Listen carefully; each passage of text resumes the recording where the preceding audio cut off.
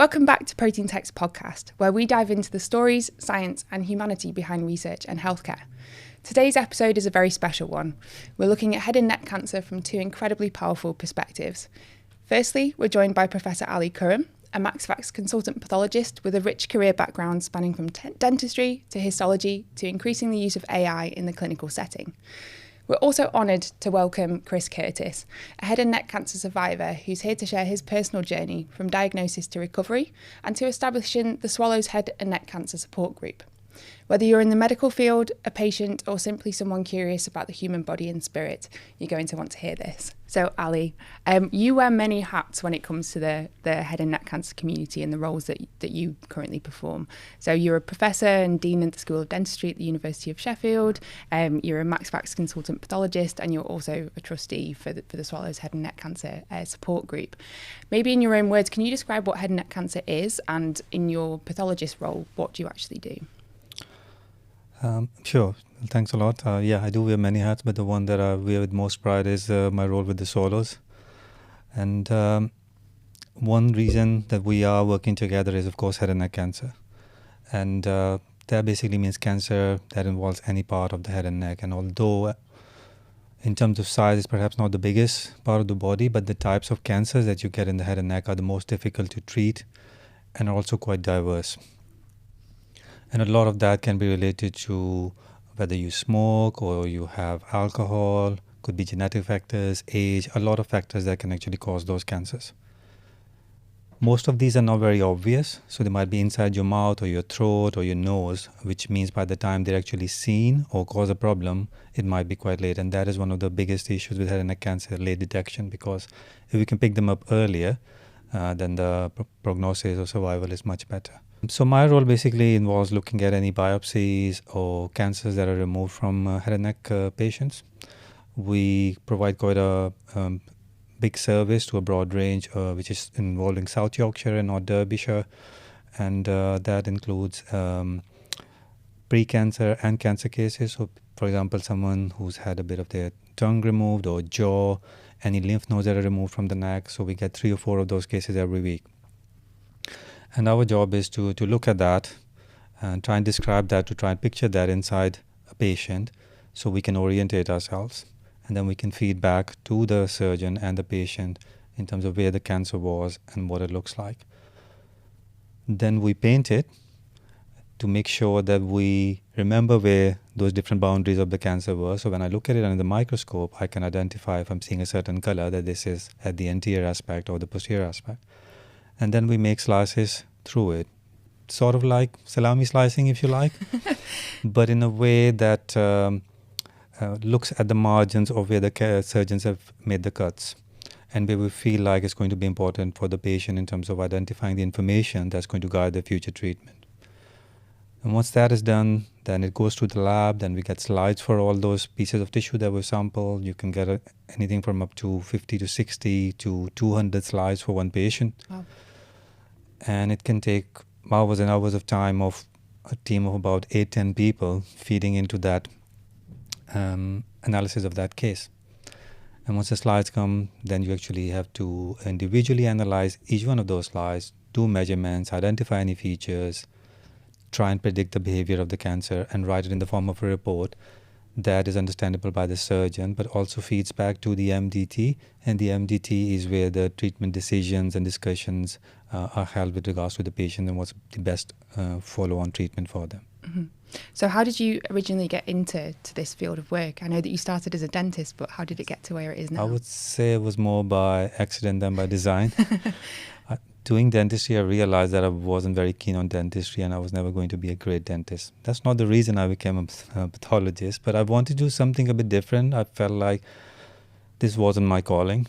So I just wanted something which is a little bit more varied and also mentally more challenging for me.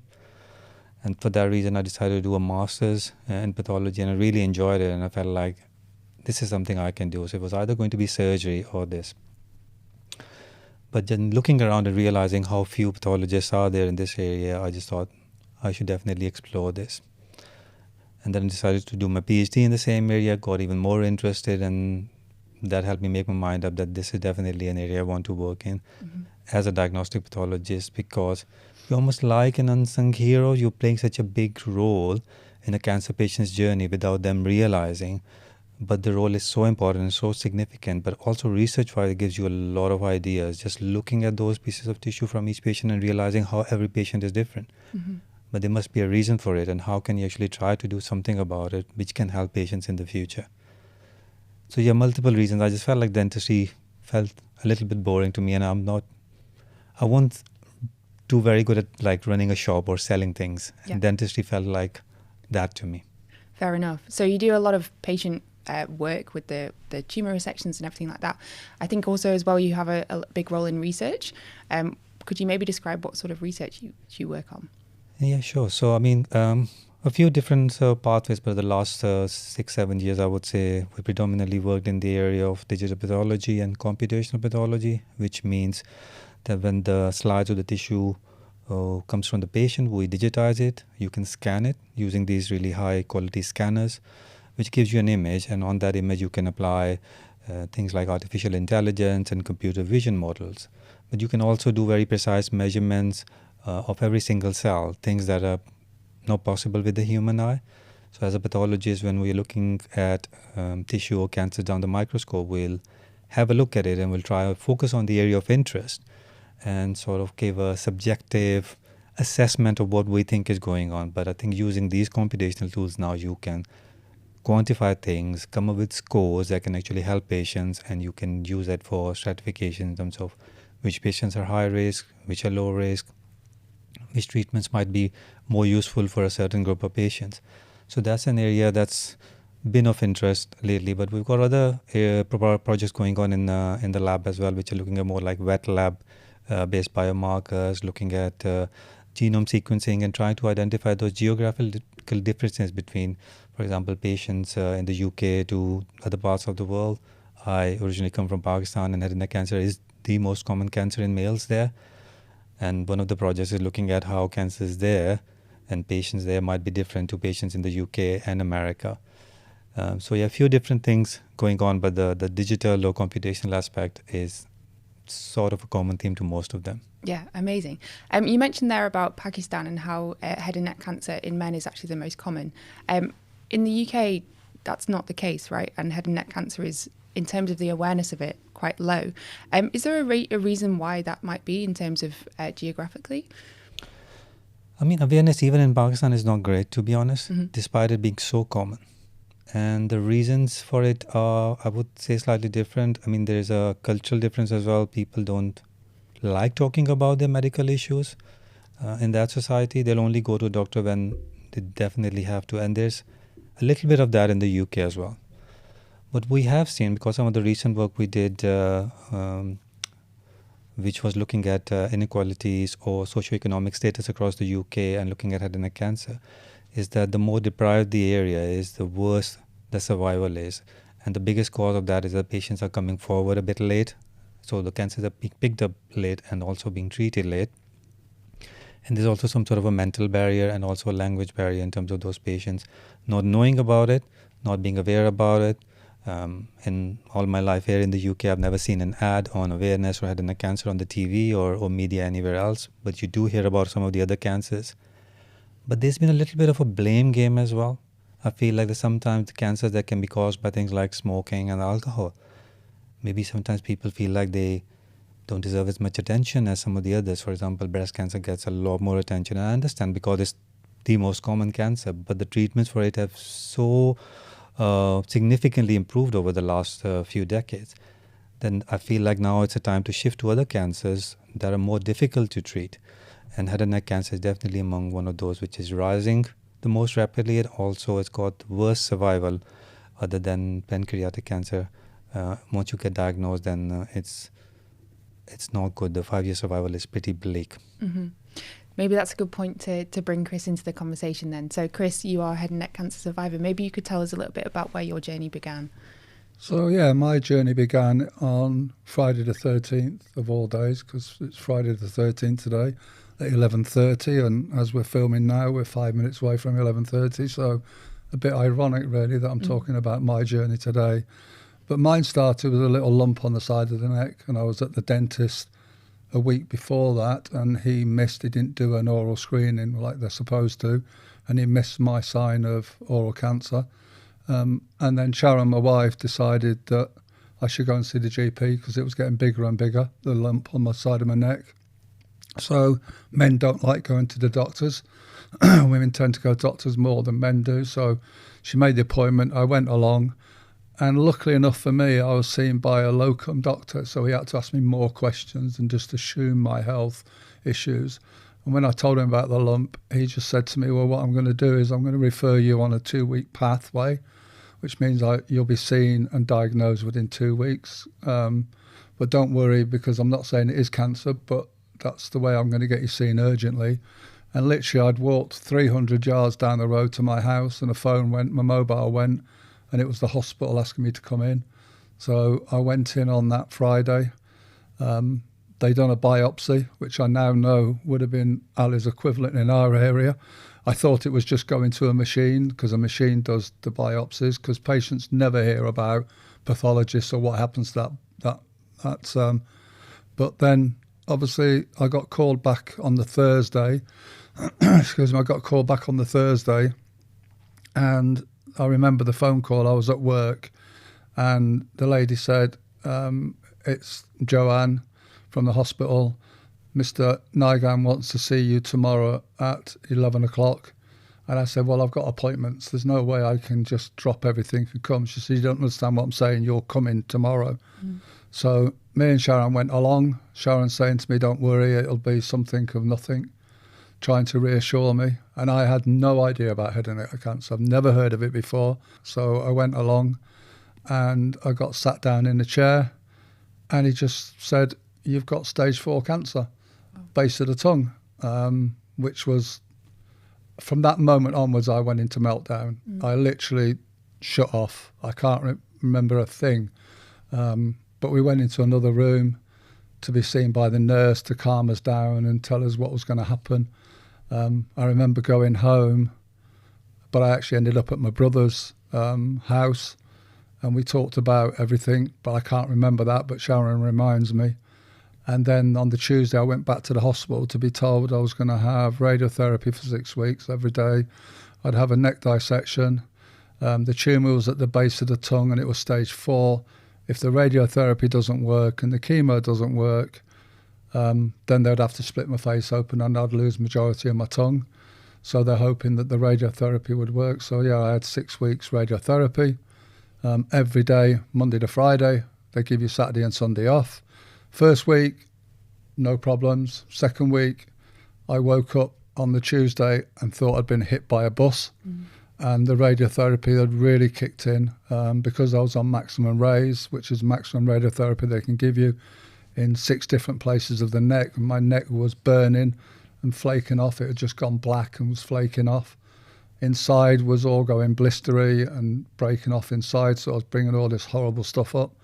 And it just got worse and worse. And I stopped eating in the 3rd week. I stopped drinking in the 3rd week. I was on a feeding tube through my stomach, and I started doing the calories through that. And at one stage, I was on 3,000 calories a day. I lost 12 stone in weight, so I went from 22 stone down to almost 10 stone. Wow. So yeah, I had a hell of a journey. I didn't eat or drink for 3 years. I was fed on the peg for 3 years. And yeah, it's radiotherapy is just a treatment they just keep giving all through the life. And I'm dealing with issues like that on a daily basis now through that radiotherapy. But through that journey, I decided to do something about it, and I started the Swallows. What is the Swallows? So the Swallows Head and Neck Cancer Charity, it started as a group, and now it's a charity, full-blown charity. And yeah, through that journey, I just needed to talk to someone who had been there and wore the T-shirt. So that, because mine was a dark tunnel, there was no light at the end, and I needed that little light at the end of a tunnel to hold on to, and there wasn't anything. So one day I was sat at home, and my background is marketing, it has been all my life, and I just decided to have a conversation with my previous life. And I came up with an idea of doing something about this. You know, there was a need for patients to talk to someone. I couldn't get my brain around how to do it because I wasn't in the right place.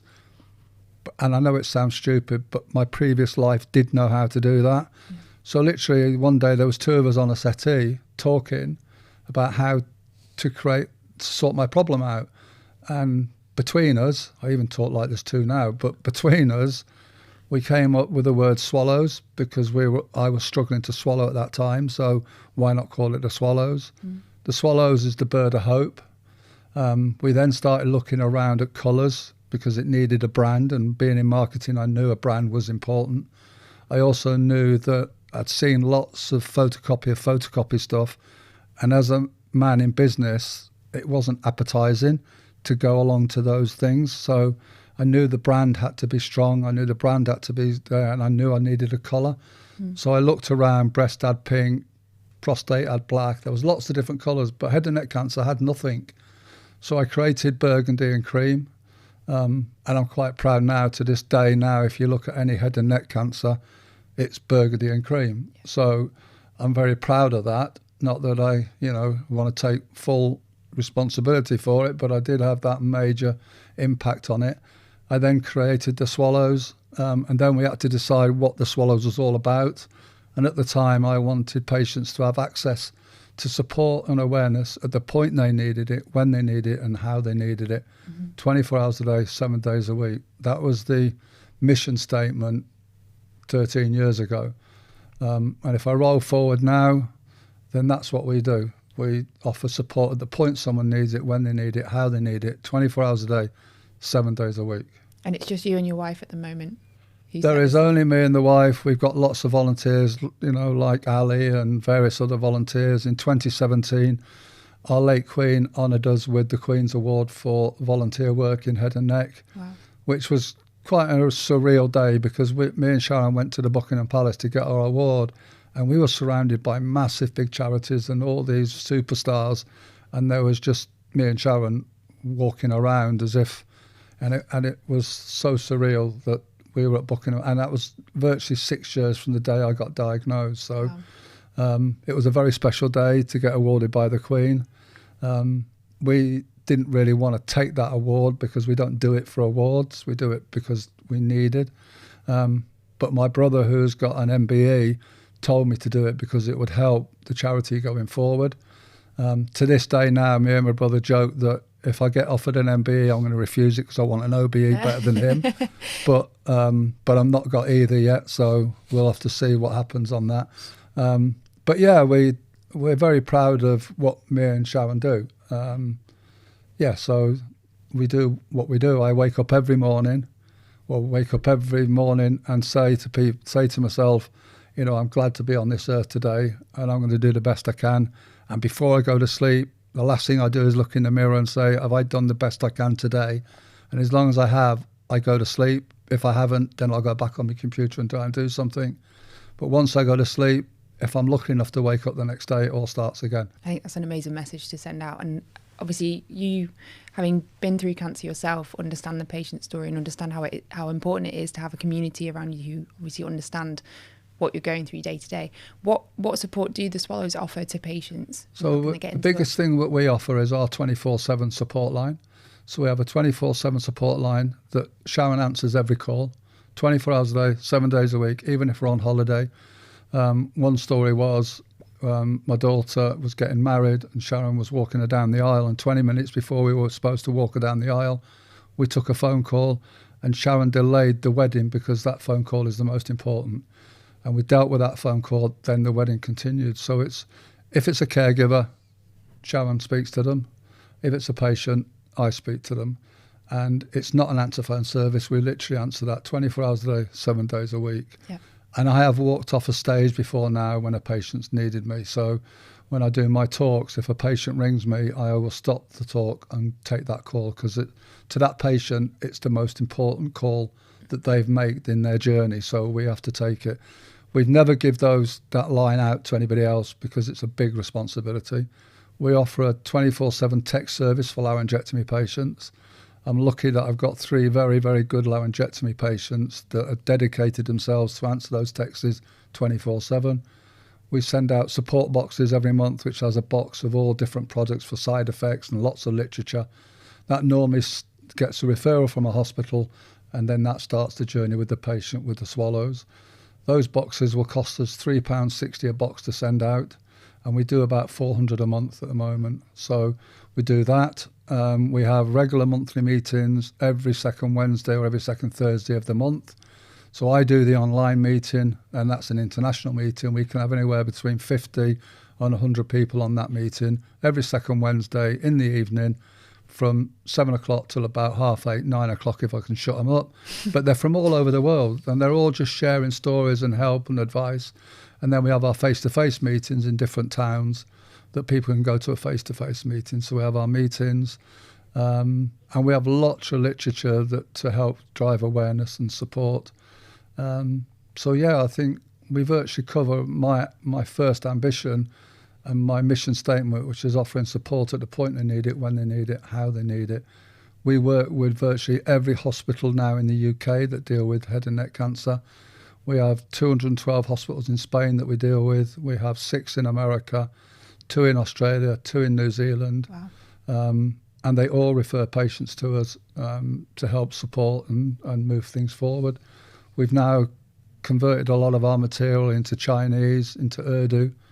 We're looking at doing other different languages as well, so that everybody in the inequalities and those communities that Ali was talking about has that opportunity to still see the awareness material.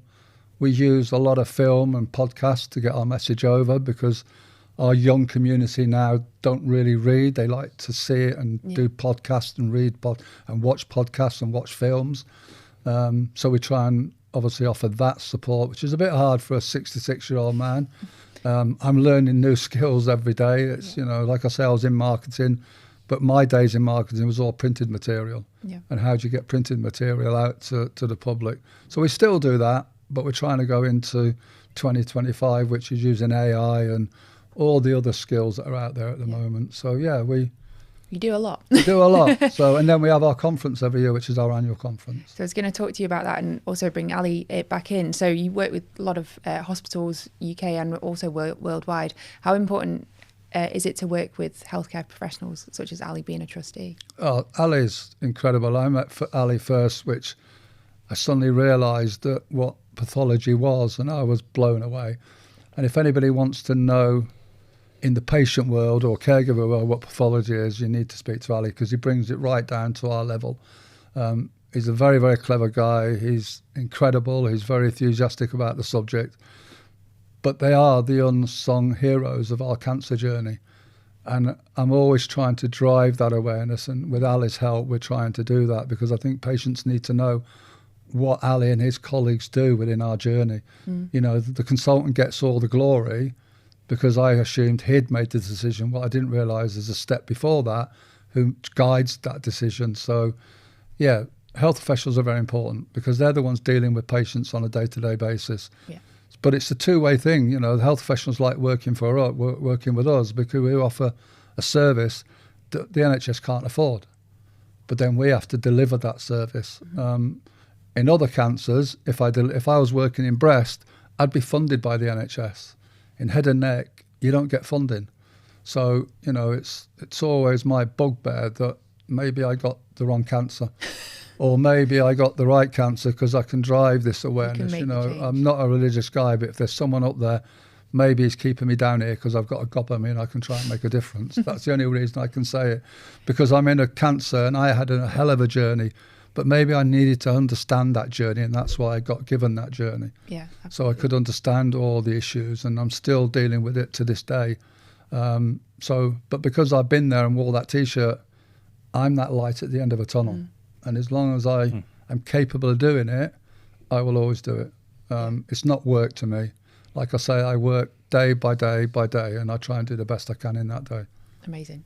So, Ali, maybe you can describe the work that you do with the Swallows as well as the trustee role. I think just from day one since I met Chris, and even before that when I was working as a junior doctor in surgery, I saw the patient journey and how complicated it was. And perhaps a lot of clinicians just see the patients as their responsibility when they're in the hospital, and then they discharge, and then it's someone else's problem. And I felt like that needed to change. And speaking to patients, you realize that there's a family, there's like a whole group of people affected by that. And then during COVID, when we actually met online and then started discussing these things, we realized how much we had in common in terms of passion about raising awareness and talking about head and neck cancer. But I think having that perspective, the patient's perspective, is so important from the clinical side as well as the research side.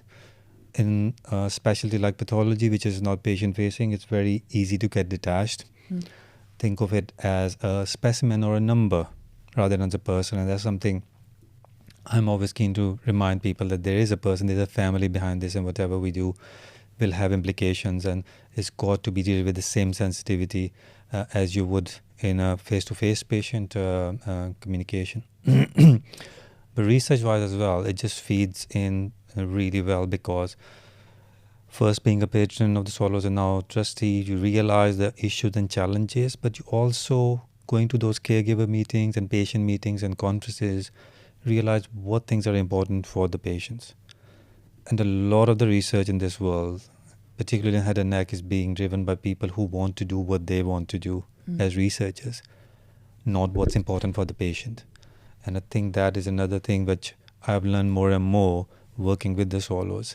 And now every time I'm trying to do something or develop something, I'll think about, what would Chris think of this, or what would Sharon think of this? And if I was to share it with the Swallows group, which I have a few times, what sort of feedback will we get?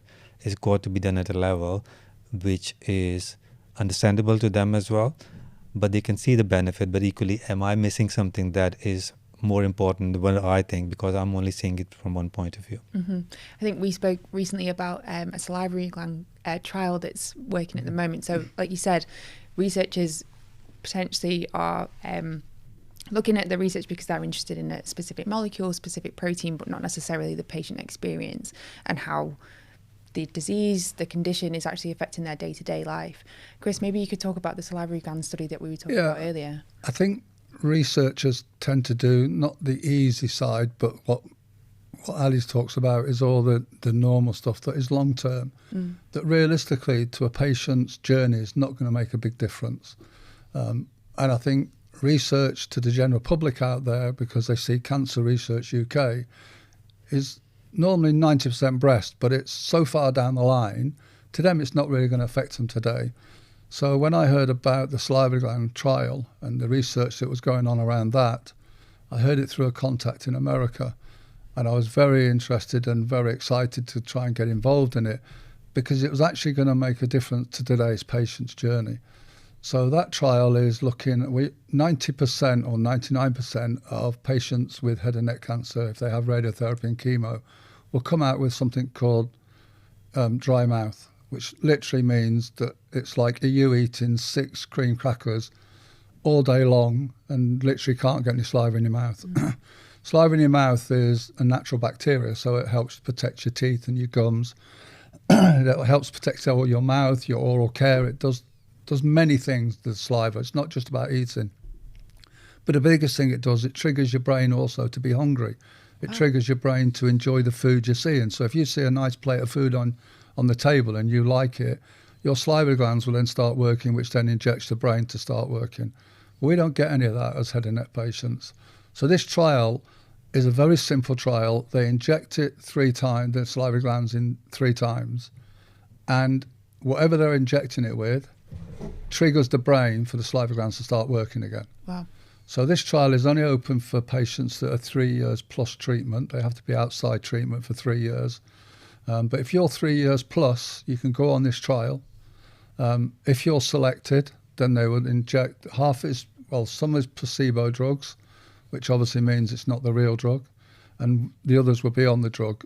But every patient I've spoken to so far that we've got put on the trial, one lady has had a 230% increase in saliva. That's amazing. Another lady told me last Friday that she was having a cup of tea and she just started eating a biscuit, and she didn't realise until she'd eaten it that she hadn't put water in her mouth. And she said, before the trial, if I wanted a biscuit, I had to put it in my mouth and put loads of water in it or dunk it in my tea till it went soft and dropped. But I suddenly found myself eating a biscuit. And she said, I can't believe I also had a steak the other night, and I'm not eating a steak or a biscuit for 5 years. So the impact on her quality of life, both those ladies, is just massive. And the good thing about this trial is, when I started talking to the company, I said, well, that's all great that you're going to get some winners, but what happens with those patients that don't become winners because they're on placebo? Normally on a trial, if you're on placebo, it's just bad luck. You don't get it. So we negotiated with a company that at the end of the trial, whoever's on placebo, because they will know who's on placebo, will be offered the drug straight away, and then they can get the drug. So to be on the trial, it's a no-brainer. But that research and that trial is about today, and it's going to make one massive impact on patients going forward. The next challenge is getting it through the final stage of the trial, which will not be a problem, but then getting it through NICE and onto the NHS, because then it's all about money. Yeah. But we'll have enough patients' voices to really drive change with the NHS and the money people, because the impact on quality of life of dry mouth causes so many problems that cost the NHS money. It's not in the drug tariff, but it will cost them in third services. So we'll have an army to say, right, we need to drive change and get this on the NHS for patients that are 3-year plus. That's the research and trials I like to work in. I think more and more these days I'm hearing about, especially with trials, but also with research, getting research grants and things, funders want patient involvement right at the very beginning of that cycle. Yeah. And I think that's a narrative that's changed relatively recently, in that patients are really wanting to be more involved now. Ali, do you see that in your work that you do? Do you work with patients right at the beginning of your project design? Yeah, it's definitely changed. I mean, PPI or patient and public involvement has always been a part of research, but a lot of the time it was used as a tick box exercise, and I think that's changing now, and that more and more co-development with active involvement of patients from early on. Me and Chris were just talking about a project that I'm about to submit and how he can help or be a part of that. So I think it's important, because that is actually going to shape the project and take it in a direction that is going to be more useful, because a lived experience of a cancer or a disease or condition is just so much more important. We can make all the assumptions as a researcher and have all the knowledge, but we haven't lived or fought or been through that experience. So it makes it so worthwhile to do that. And we shouldn't do it just because people want it for funding purposes. I think it's just really good to have that informing your research. It should always be patient-led. So I'm on the NICE panel for driving future developments within NICE. And one of the things that we all agreed with NICE, and now NICE do, is when there's a trial comes to them, they look at the research, they look at the trial model, and they say that a patient group or a patient should be involved at the light bulb moment. So when a researcher, suddenly the light bulb goes up their head and they decide that all these facts and figures is going to do something, that's at the point NICE wants to see a patient involved. Because there's no point doing all that work, getting it in front of NICE, and then someone like me come along, which I have done, and say, why have you invented a pill when I can't swallow it? Why not invent it so it goes through the arm? And then NICE just reject it and tell them to go away. So all that work in research, all that money, all those grants, all that money in trial planning, it's just gone out the window. And all they had to do was have a patient like me at the light bulb moment to say, don't invent it as a pill, because at that point I can't swallow. Yeah. That could have just been changed instantly.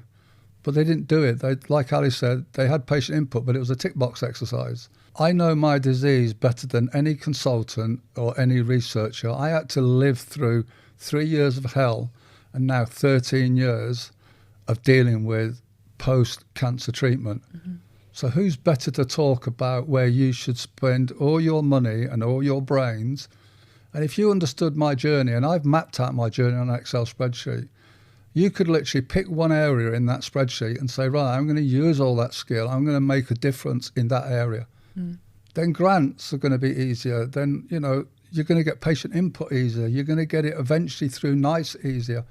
Light bulb moment is where patients should get involved, not when it suddenly gets taken over by a pharma company, or not when it suddenly gets to NICE, because that's where problems will occur. So flipping it round, how important is it from the patient point of view to have involvement with researchers during your journey? I think it's very important, but the problem is patients, my patients are not skilled in research. They're not skilled. Some of them aren't academic. They could be a builder today, suddenly live through cancer and head and neck cancer and become an expert in their subject. So you can't just pick that person up and put them into research, patient advocacy. There's no training out there. So what I try and do is I try and train a group of patients that's looking to do it into how to deal with NICE, how to deal with researchers. But there is no training out there. So why can't we get a bit of funding for the Swallows to say, right, train up 24 patients as a group of patients that researchers can come to that are trained how to deal with it. So yeah, I think patients want to get involved, but they're scared. They're scared to get involved because they feel that they're asking a silly question. My one way is I always say why. And until you can stop me saying why, you haven't convinced me yet. Because every time you ask why, they have to think. So I guess having so every year the Swallows put on the conference like you were talking about earlier. How important is that for patients, for researchers? Maybe Ali, you can... Yeah, I think it's the best conference I've ever been to. I'm biased about that, but I think that is true because I don't think there are any other conferences in the world where you can bring researchers, patients, caregivers, and clinicians all together in the same roof and so openly discuss your journeys and stories and learn from each other. You can be just sitting next to a big shot professor or something, or you can be sitting next to a family who've got their issues which are quite different to someone else's. And that is just so unique, and it makes it such a worthwhile experience. So I'm always encouraging juniors and people from our department to go and present their research at these events, because why wouldn't you? You're going to get feedback from actual people you want to do something about, and they'll be very enthusiastic about it. So I've learned a lot from those. I've been going to them for 5-6 years now, and every year you learn something a bit different. You of course have stories where you feel about how things could have been done better and things could change, but you also hear stories about how so many of these people who've been through difficult journeys actually using that to inspire others, because they want other people to not have the same challenges and perhaps have a better experience. And I think that's something as clinicians that we should be aspiring towards. Actually, in Sheffield, I think it was probably one of the first times that we had more clinicians and researchers than patients, because it's usually the other way around. So that mix is really nice. And during the conference dinner as well, we just mix people up. So pharma people are on the same table as researchers, as patients.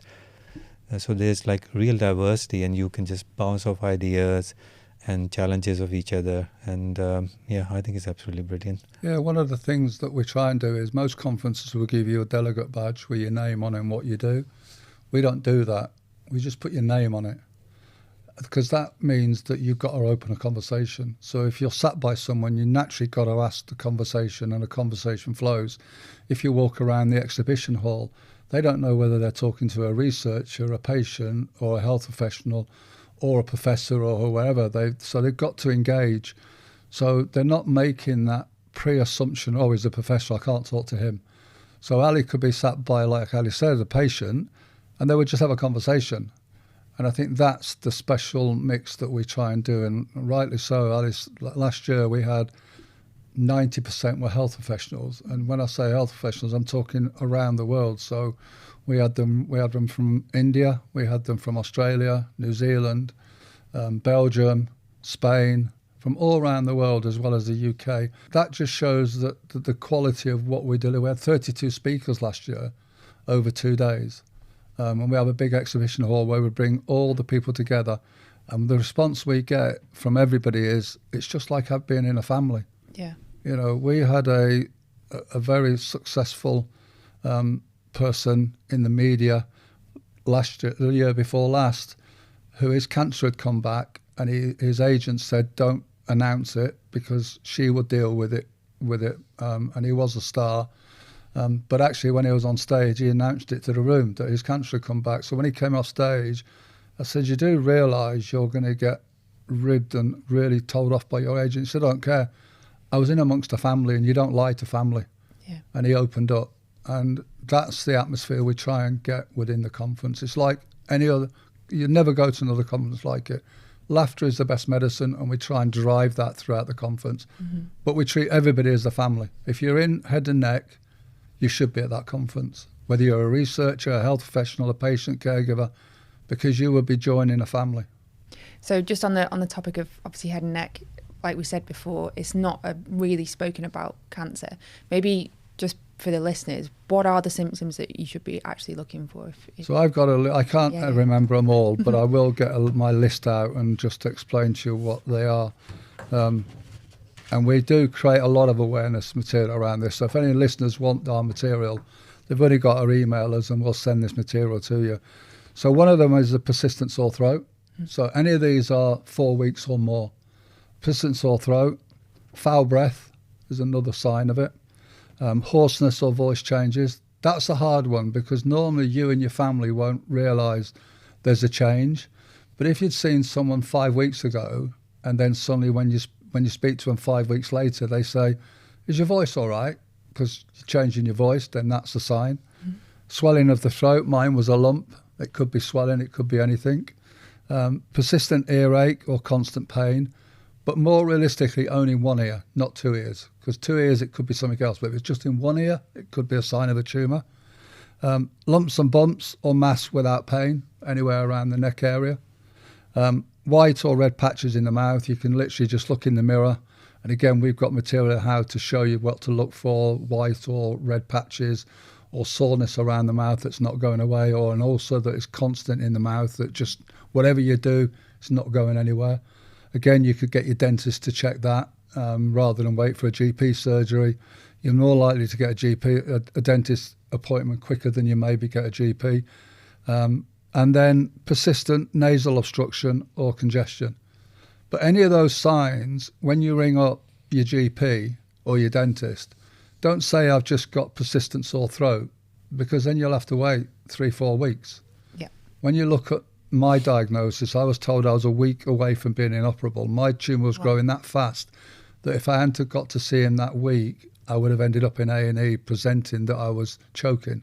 So what you do is you say, I've got one of the signs for head and neck cancer. This is the sign I need to see a GP.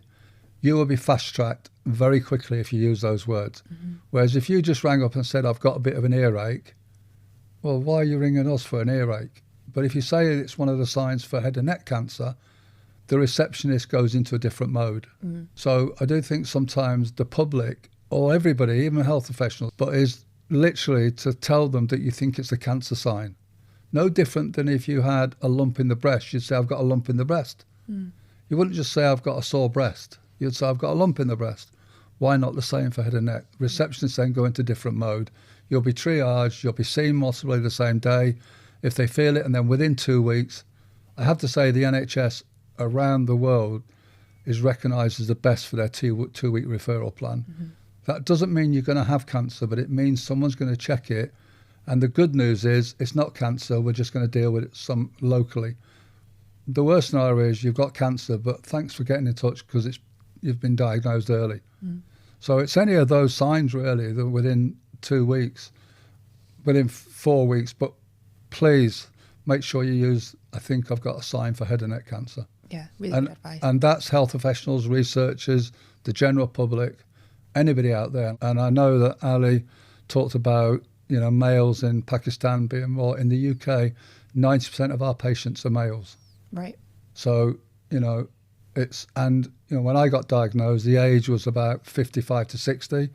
We're getting patients now, we're supporting at age 30. Wow. Because of the HPV virus. I was going to ask about the HPV virus. Maybe, Ali, you could talk about the possible causes of head and neck cancer. Yeah, so we discussed some of the things earlier, things like smoking and alcohol, sometimes smokeless tobacco and chewing tobacco as well. People who have got more than one habit, like drink and smoke together, are putting themselves at a higher risk. There used to be an age-related link as well. So as you get older, of course, your body and your immune system is not the same, and you perhaps more likely, but also you probably accumulated that DNA damage that these substances can cause. Mm-hmm. Some people can have underlying genetic problems, things like Fanconi's anemia. Those patients are very prone to a high risk of getting mouth cancer. And then things like sunlight and UV, perhaps not so much of a problem in the UK.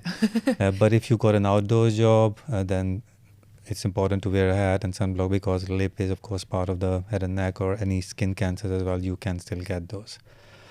But over the last 20, 30 years now, HPV has become one of the most common factors, if you like, particularly in the younger patients who don't have the usual risk factors. And right now, if we get a biopsy and it's from certain sites, for example, your tonsils or the back of your mouth, then we will also try and do testing for that, just to make sure that it's not HPV related. Because we know about the exact cause of it, what we know so far is that these perhaps respond a little bit better to treatment, so you may not have to use surgery as your first line of treatment. They might respond to chemo or radiotherapy. But that is why the head and neck cancer is such a difficult disease to treat, because there's no one single factor, there's no single on or off switch or a mutation that you can just target and treat the cancer. Every person, every patient is different. And HPV is a positive thing, because if it is positive after testing, then we can at least target it and give them some therapies which they're more likely to respond to. So keeping on the HPV theme, obviously for HPV for cervical cancer, there's a vaccine that I've had, young girls have at age 13, I think, or between 10 and 13. Is this offered to boys now? And I know that you've worked quite closely with the government to get this offered to boys. Maybe you can touch on that. Yeah, the HPV for boys is being offered now after us having a massive big campaign with 3 or 4 other charities to really drive that awareness with government to get our boys vaccinated. The biggest problem when we were fighting it, head and neck cancer is not one of the public side as the top priorities. Even though it's the fastest growing cancer in the world, it's still not a big priority. So trying to fight for something that people really didn't hear of, or with government, it really wasn't a vote winner, was very hard. We created a film with young boys and girls playing in a classroom, but the boys weren't allowed to play the games because they were boys, but the girls then outside of it all played games. And halfway through the film, one of these young lads, bless him, put his hand up and said, "Why can't I play with the girls?" And we ended up saying that our vaccines are no different, that why are you discriminating between boys and girls? Because there's no medical reason why you can't vaccinate a boy to a girl. So they backed down. They said, okay, we'll vaccinate all our boys at age 12. So yeah, boys are being vaccinated, but at the last count, only 52% of our boys are being vaccinated. Right. And one of the reasons is a lot of the schools are still sending out, if you're a parent of a young boy of 12 and haven't got a girl, then the paperwork that come through is all about girls' cervical cancer. You as a parent then are going to say, well, what's the point, my boy? They've obviously made a mistake. You don't need to go for the vaccine. We're trying to get that changed by we have material for boys, and particularly for boys. So if you're a parent, you get the girls' paperwork and you get the boys' paperwork. Or if the school knows it's only a boy in the family, then you only send the boys' vaccines. Yep. So we need to get that rate of 52% up, because at 52%, it's never going to make a difference. I guess just as an educational point here, so HPV can cause cancer through transforming the cells. It can cause cervical cancer and anogenital cancers, but also head and neck cancers as well.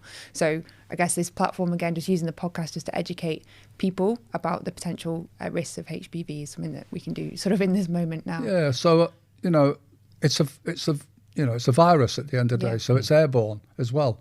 So it's also sexually transmitted.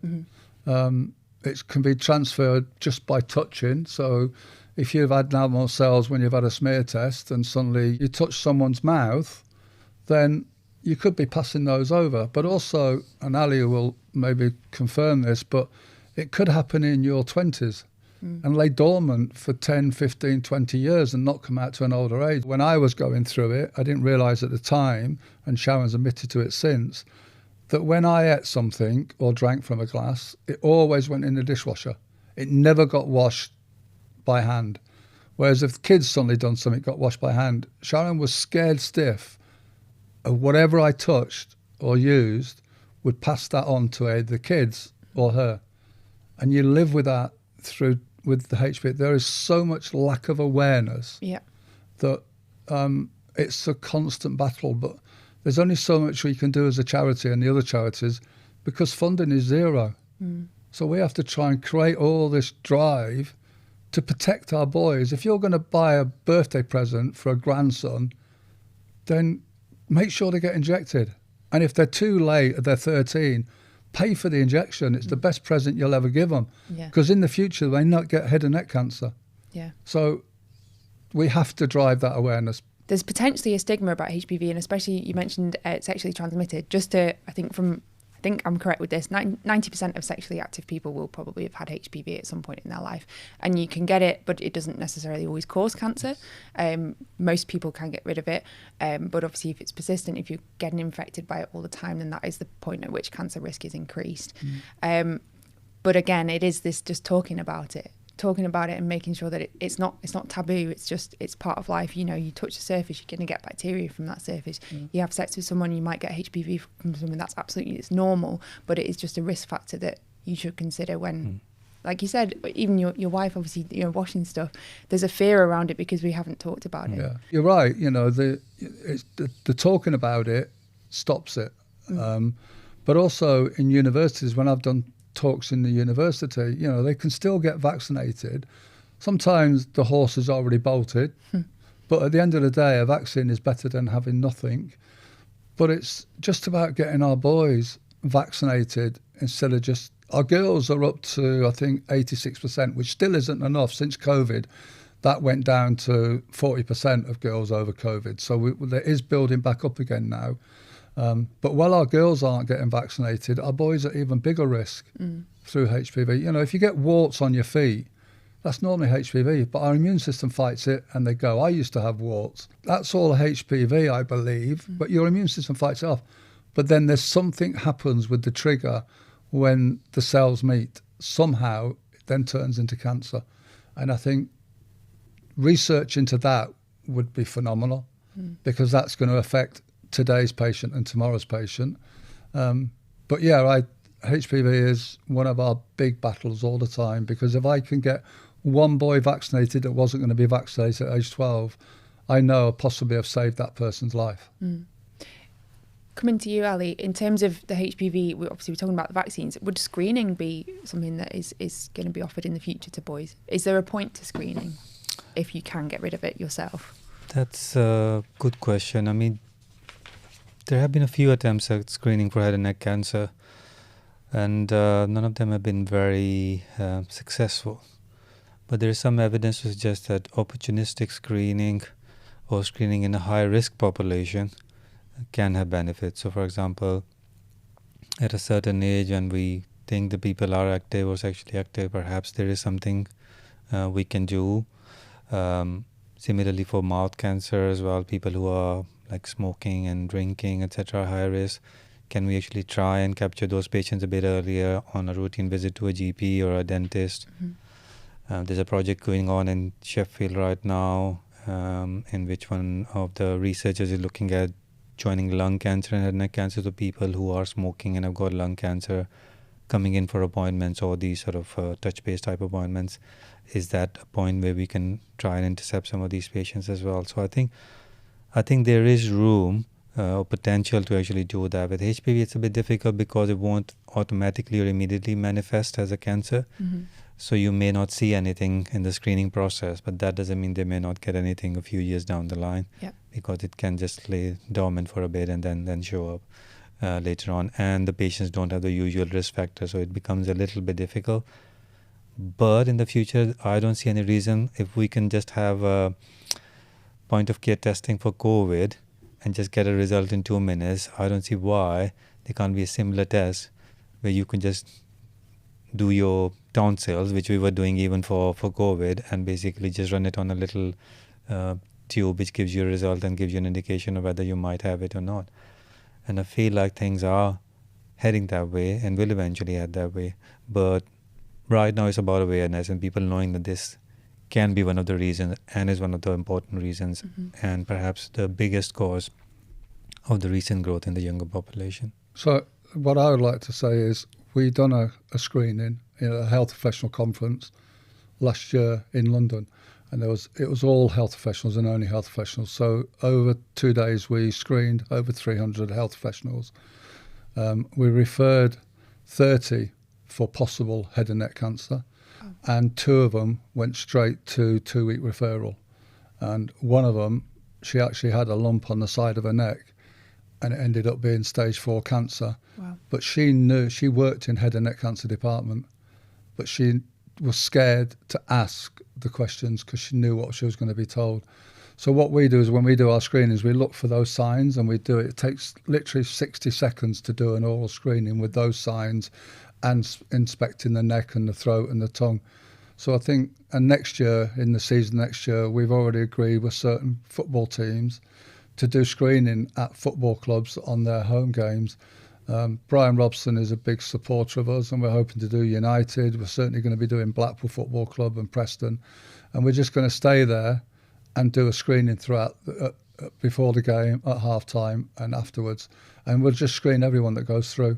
Yeah. That's a way of picking up signs and getting them to go through. It doesn't say you've got cancer, but it's saying you should be now being seeking advice. I think that's screening. And all our dentists, if you're an NHS dentist, if you're ever in an NHS dentist and they don't tell you they're doing an oral screening, then they get paid to do it. So if they're opening your mouth, which they open your mouth more times than any other health profession, why not just get them to do an oral screen on you? It's painless, takes 60 seconds. They're paid to do it, so make sure they do it. I think final question to both of you is, in the head and neck cancer field, obviously we've spoken quite a lot about how it's understudied, known about. Ali, what would you want to tell sort of the public, but also from a clinical setting? What do you want public to know about head and neck cancer, and what do you want to change over the next 5 years to make kind of progress happen in that area? Wow. The long wish list. I think the most important thing is I would like people to be aware of it. We were watching the documentary about Rod Gilbert, who recently got head and neck cancer, went through his journey, and he was talking about it being an equal opportunity cancer. It doesn't see who you are, how rich you are, how poor you are. It can affect you, and people just need to keep that in mind. So if there's anything that's there that's out of the ordinary, get checked out. There's no silly questions in this. That's the first thing. I think the second issue we have is the NHS isn't really the best place to deliver some of the research, in the sense of there's a lot of silos with research and patient material and data, and we just need to have a bigger or better resource in which we can bring these information together or join up these researchers to work together on some of these common problems. Like some of the AI work we're doing, you realize you need a lot of data. So one center or one hospital isn't going to be enough. You have to reach out to people across the world so they can contribute things to you as well. But it also ensures the diversity in your work and your samples as well.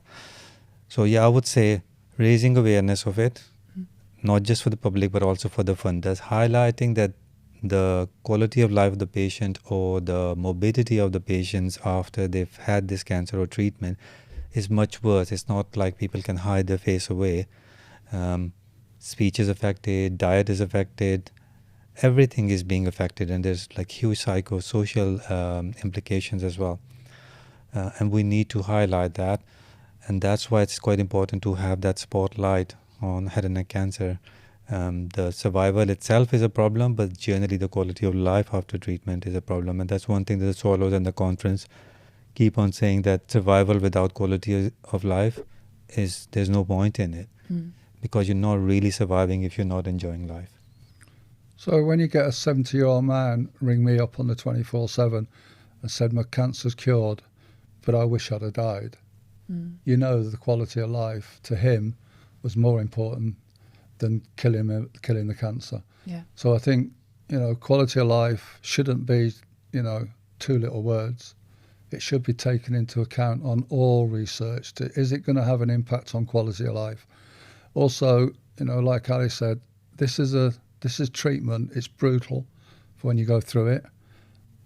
The good thing about it being brutal is majority of the time it's successful, but it leaves you with so many side effects. Radiotherapy is the treatment that just keeps giving throughout life. But I've survived cancer, so quality of life has to be a big tick in all research.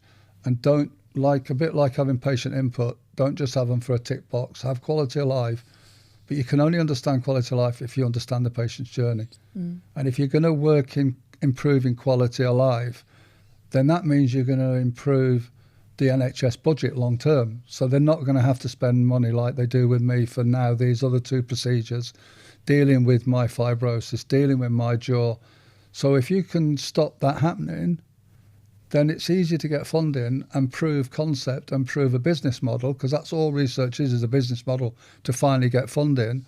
You can say, well, it's going to save bedtime, it's going to save this, it's going to save that, it's going to save that, if I can stop this.